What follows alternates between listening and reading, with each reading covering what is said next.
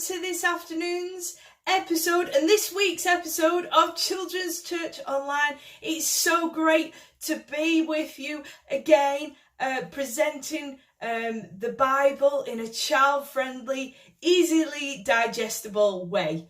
And if this is your first Children's Church Online, please find the other content on our Facebook links to the Beacon which is on the Beacon Blackburn, and also on our YouTube channel, which is the Beacon channel, which you can find all the previous episodes of Children's Church Online, which also include a beautiful craft for you to do as well. So without further ado, we'll get on to this week's teaching, and I'll see you soon. Bye bye.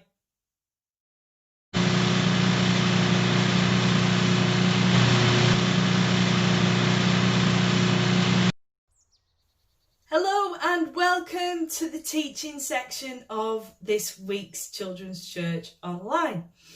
And we're carrying on with the teaching that we continued with last week and the week before. So this is week 3. And we're actually following the story of Paul. Last week we discovered he was in prison and he got some help from his nephew. This week we're going to follow it on again. We're going with a child-friendly version, but I would encourage you, this week we're covering quite a lot of scripture, a lot of ground this week in the Bible. So the chapters and verses are going to be coming up for you on screen right now. Obviously the child-friendly version is a shorter version, which just gives us that little bit of a taste of what it says in the scriptures. So without further ado, we're going to dip into it. Paul was in prison. He had been there for a long time. Festus, the new governor, was really confused. He didn't know why Paul was in jail. The Jewish leaders didn't believe Paul when he said that Jesus was alive. Meanwhile, King Agrippa and his sister Bernice came to visit Festus. They were really grand and very rich, and everyone gasped as they walked into the room. Festus told King Agrippa all about his problem with Paul.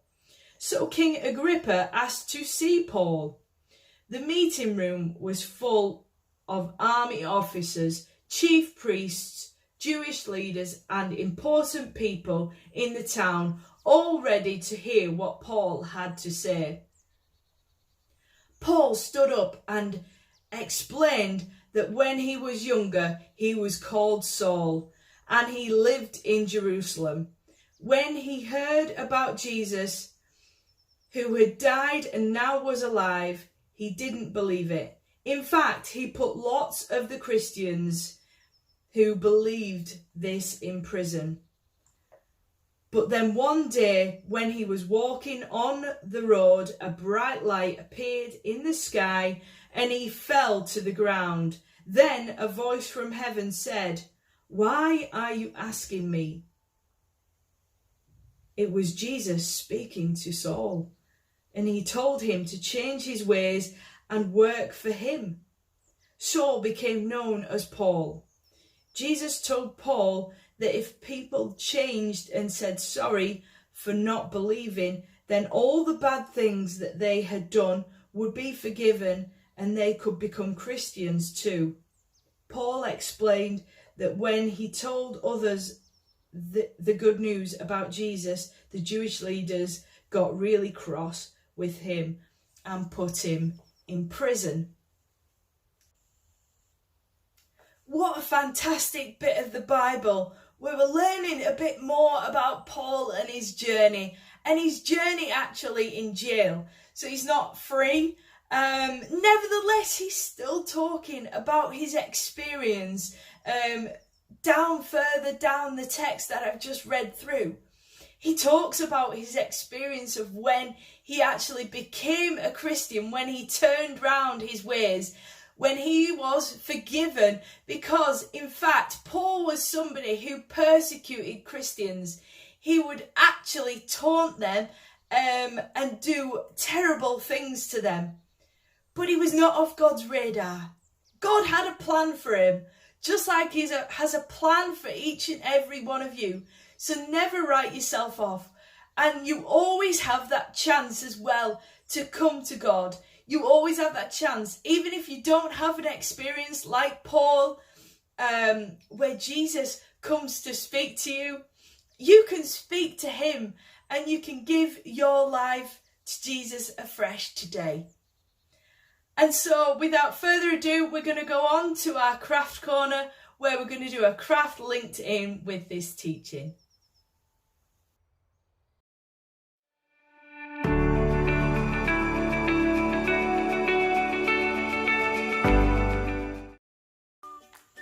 Hi and welcome to another episode of Craft Corner, and again we've got a craft linked in with the earlier teaching that you've just learned about Paul. What an exciting story. And we're going to do the craft that links in. So you're going to need your pens, your pencils, you're going to need some paper.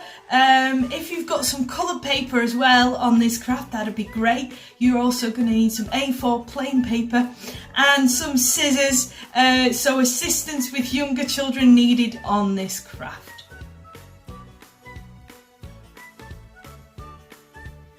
Today's craft consists of a patchwork prayer poster, and so you're going to need to start off with your plain paper, and I'd like you to cut out some triangles, and you can cut as many of these as you wish, but please cut them out the same size. So maybe cut one out, use it as a template, and then cut others out on your A4 piece of paper.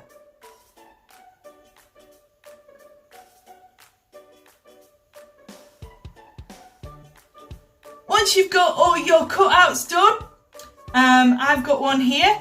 You're going to need to stick them onto your coloured paper. If you've got some coloured paper or coloured card, you're going to need to stick them.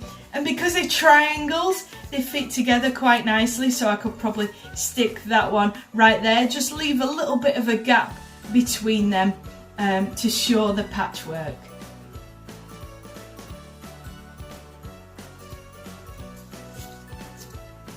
Here's one I prepared earlier, so here's my patchwork of prayers, and all I've done is in these triangles is I've wrote some people's names, some things that I am praying for at the moment.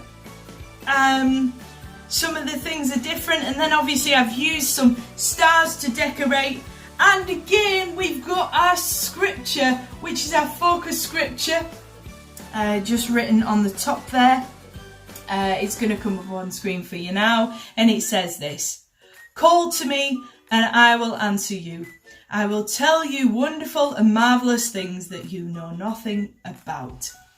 And that's the cool thing about prayer, is that it's a two-way conversation, that we can pray to God, but actually he answers us and he replies to us as well.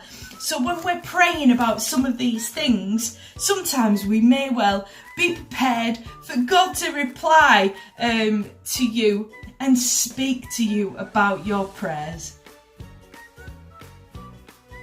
Thank you for joining me on this week's Craft Corner, and I'll see you again next week. Bye bye.